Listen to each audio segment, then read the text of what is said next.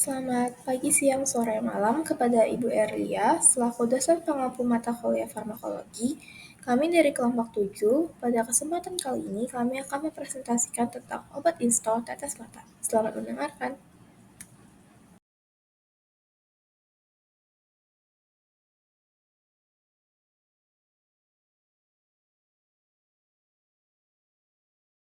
Yang pertama yaitu identifikasi obat. Obat install tergolong ke dalam golongan dekongestan okular atau vasokonstriktor lokal pada mata. Obat ini bekerja dengan cara menyampingkan pembuluh darah di mata untuk mengurangi kemerahan pada mata yang terjadi. Kandungan dalam obat ini yaitu tetrahydrozolin HCl yang termasuk dalam golongan alpha-adrenergic agonist topikal untuk mata dengan fungsi menyempitkan pembuluh darah di permukaan mata. Obat install tergolong ke dalam obat bebas terbatas yang ditujukan oleh logo bulat biru pada kemasan. Indikasi obat ini yaitu biasa digunakan untuk meredakan kemerahan yang terjadi pada mata akibat iritasi, mengurangi gatal, perih atau sensasi tidak nyaman pada mata, dan untuk mengatasi iritasi yang terjadi pada mata. Di bagian ini, saya akan menjelaskan tentang rute pemberian obat tetes mata install. Install diberikan melalui rute topical ocular, artinya langsung diteteskan ke mata, tepatnya ke kantung konjungtiva, yang dimana merupakan kantung mata bagian bawah. Rute ini dipilih karena efeknya lokal, yang dimana bekerja langsung tepat di daerah mata dan dapat meminimalkan efek samping sistematik. Lalu bagaimana sih cara penggunaannya? Yang pertama, jangan lupa untuk mencuci tangan agar tetap bersih dan steril.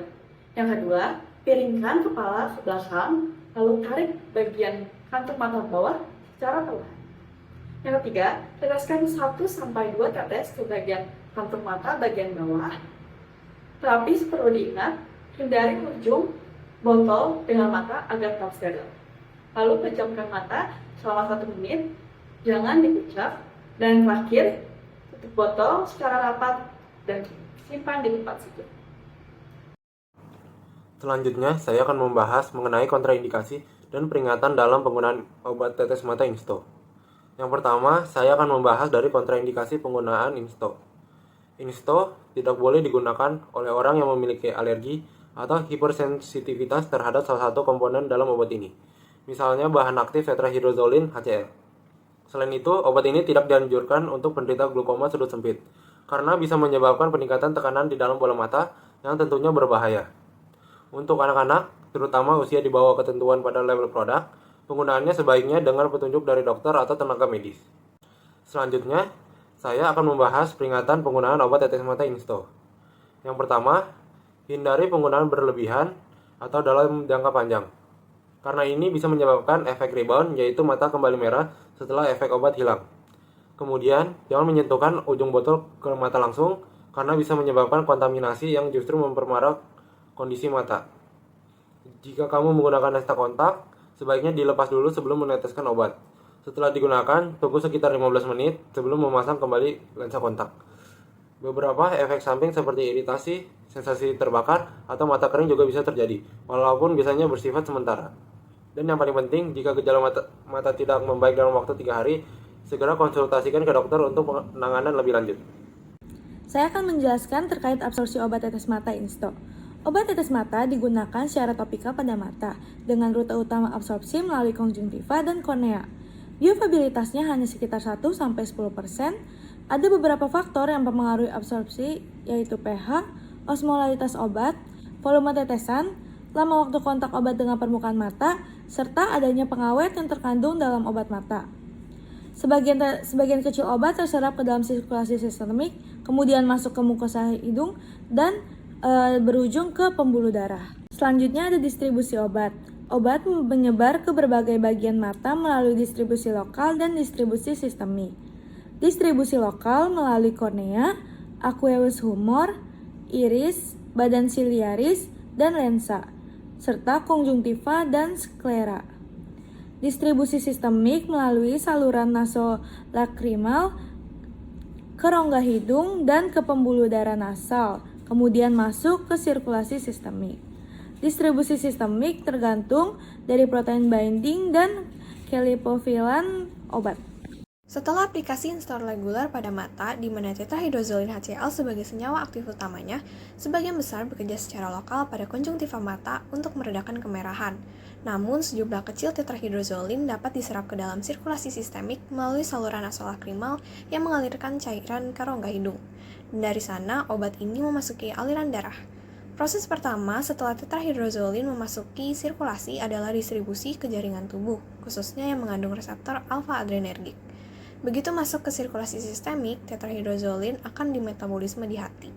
Di hati, metabolisme terjadi melalui dua tahap utama, yakni deaminasi dan juga konjugasi. Pada tahap pertama, enzim monoamina oksidase yang terdapat di mitokondria hati memecah gugus amina pada tetrahydrozolin melalui proses deaminasi, menghasilkan senyawa yang lebih polar dan tidak aktif secara farmakologis. Selanjutnya, hasil dari deaminasi ini akan mengalami konjugasi fase 2 yang dilakukan oleh enzim glucuronil transferase dan sulfat transferase. Reaksi konjugasi ini menghubungkan metabolit dengan gugus glucuronat atau sulfat untuk meningkatkan kelarutan air dan mempersiapkan senyawa untuk dieliminasi dari tubuh. Setelah dimetabolisme di hati, metabolit dari tetrahydrozolin yang lebih polar ini kemudian akan diekskresikan melalui ginjal.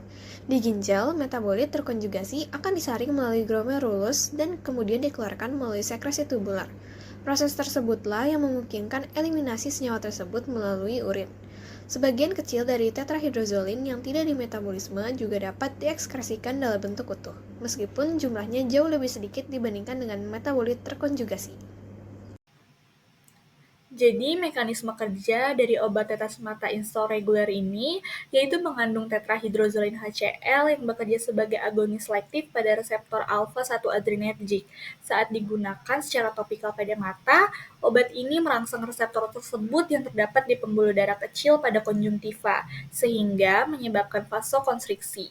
Hasilnya, aliran darah berkurang dan kemerahan akibat iritasi ringan pun mereda. Secara farmakokinetik, obat ini hanya sedikit diserap ke dalam sirkulasi sistemik. Konsentrasi puncaknya dalam darah tercapai sekitar 9 jam setelah dosis terakhir, dengan waktu paruh eliminasi sekitar 6 jam. Obat ini kemudian diekskresikan melalui urin dalam bentuk yang tidak berubah. Namun, penggunaan jangka panjang dapat menimbulkan toleransi di mana efektivitas obat mulai menurun. Jika penggunaannya dihentikan secara tiba-tiba setelah pemakaian berkepanjangan, dapat terjadi efek rebound berupa kemerahan yang lebih parah karena vasodilatasi kompensasi. Selanjutnya ada obat benzalkonium chloride atau yang biasa disebut obat benzalkonium klorida. Ini dapat berfungsi sebagai pengawet. Gunanya untuk mengawetkan obat tetes mata agar terhindar dari kontaminasi mikroba. Selanjutnya, dia juga berfungsi sebagai penetrasi kornea, dapat meningkatkan penetrasi kornea ke dalam kornea dengan mengganggu lapisan lipid di permukaan mata sehingga obat seperti tetrahydrozolin dapat lebih mudah untuk masuk ke dalam kornea. Oke, jadi selanjutnya kita masuk ke onset kerja. Jadi onset kerja untuk insto itu relatif cepat, di mana saat dia diteteskan ke mata, terjadi beberapa fase untuk penyerapannya. Yang pertama itu fase awal, yaitu 30 detik sampai 1 menit pertama.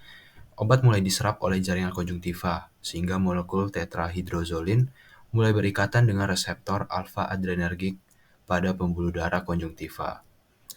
Dilanjutin oleh fase utama, yaitu 1-2 menit, terjadi aktivasi penuh reseptor alfa-adrenergik, di mana mekanisme vasokonstriksi dimulai, pembuluh darah mulai menyempit, sehingga kemerahan mata mulai berkurang terlihat secara klinis.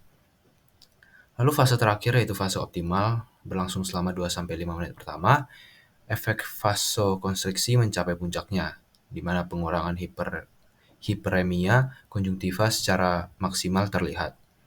Lalu sensasi dingin dan menyegarkan mulai terasa oleh pasien. Jadi selanjutnya ada durasi efek. Durasi efek insto umumnya bertahan selama 2-4 jam setelah aplikasi.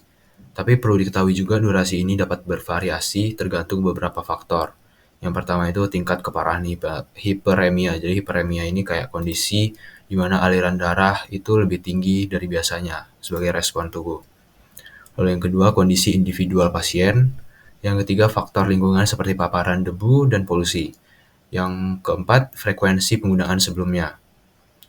Lalu penggunaan melebihi dosis yang direkomendasikan dapat menyebabkan efek rebound, di mana kemerahan mata justru bertambah setelah efek obat menghilang.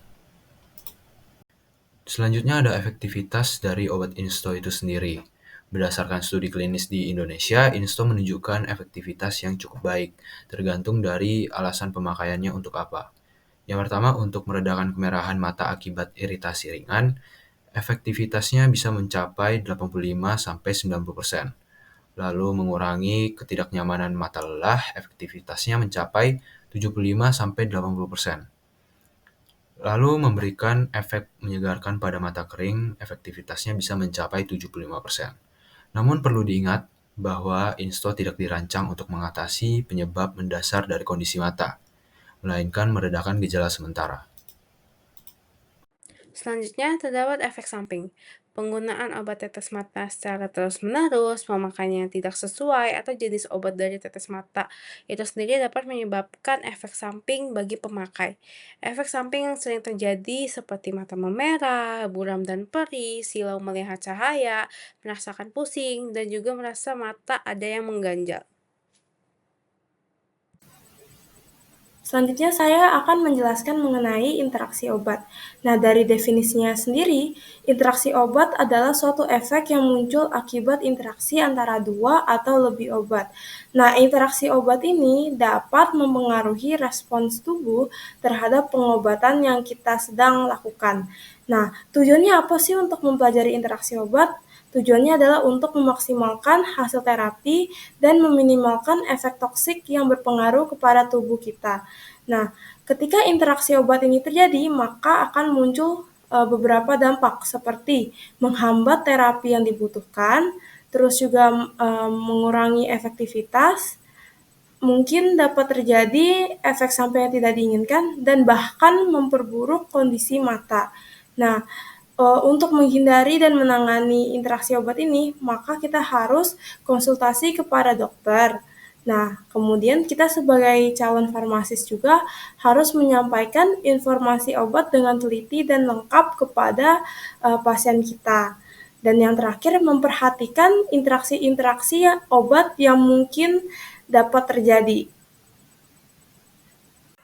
Selanjutnya yaitu stabilitas dan penyimpanan obat Insto. Stabilitas yang pertama, bahan aktif stabil pada pH netral. Insto diformulasikan agar sesuai dengan pH mata, yaitu sekitar 7 sehingga dapat menjaga kestabilan bahan aktif dan kenyamanan mata. Yang kedua, sensitif terhadap suhu tinggi. Obat Insto stabil pada suhu kamar. Jika disimpan pada suhu di atas 30 derajat Celcius, dapat mempercepat degradasi bahan aktif dan menurunkan efektivitas. Yang ketiga, terpengaruh oleh cahaya. Paparan cahaya bisa memicu kerusakan kimia sehingga harus disimpan dalam kemasan tertutup dan tempat teduh. Dan yang keempat, umur simpan setelah dibuka terbatas. Walaupun tanggal kadaluarsa bisa 2-3 tahun, Insto sebaiknya digunakan maksimal 30 hari setelah dibuka. Selanjutnya, yaitu penyimpanan. Yang pertama, simpan di suhu kamar. Suhu kamar itu berkisar sekitar 15-25 derajat Celcius. Jangan simpan di tempat panas, misalnya dalam mobil, karena suhu tinggi mempercepat kerusakan obat. Dan tidak perlu disimpan di lemari es, cukup di tempat sejuk dan teduh. Yang kedua, jauhkan dari paparan langsung cahaya matahari. Simpan dalam kemasan tertutup dan jauhkan dari sinar matahari langsung, karena paparan cahaya bisa merusak bahan aktif. Yang ketiga, tutup rapat wadah setelah digunakan. Tutup botol rapat setelah digunakan untuk menghindari kontaminasi dan penguapan.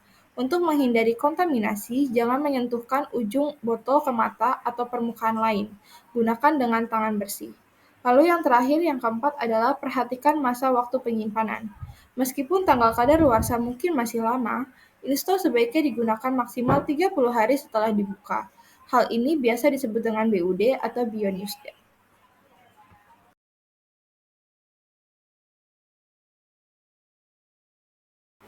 Sekian presentasi kami, terima kasih.